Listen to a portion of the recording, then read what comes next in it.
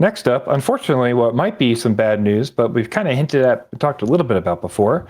Intel CEO has come out and said that the chip shortage will could continue until 2024. Previously, they had given 2023 as a date at their from their earlier estimates, and when they got everything back in action.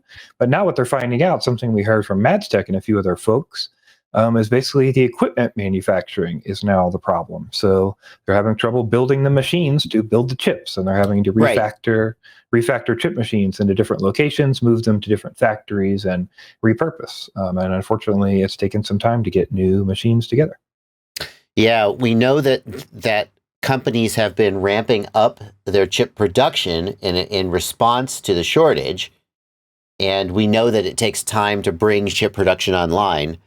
And what we're hearing now is that the time it takes to bring the chip production online is going to be longer than we had hoped. Yeah, they were basically ramping up, like you said, they were ramping up to build all this stuff out and get more stuff to going, but they're unfortunately unable to build the machines. They're having trouble building the machines to Come make the chips. on. I mean, why?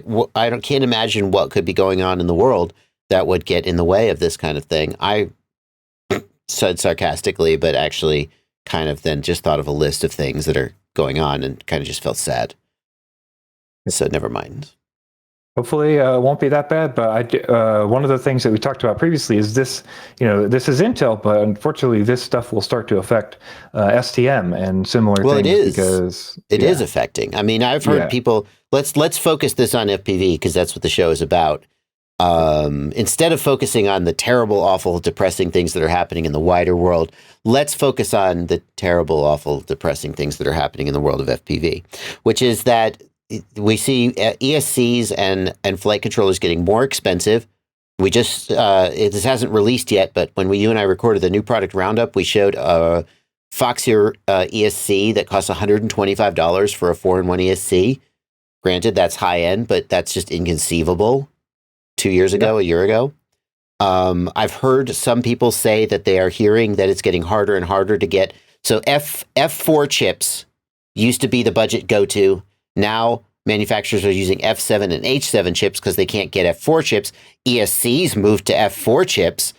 Who knows what they're going to do? And now I'm hearing rumors, that F7 and H7 chips are also getting hard to get. If Dominic Clifton is still in the chat, he could probably weigh in on that.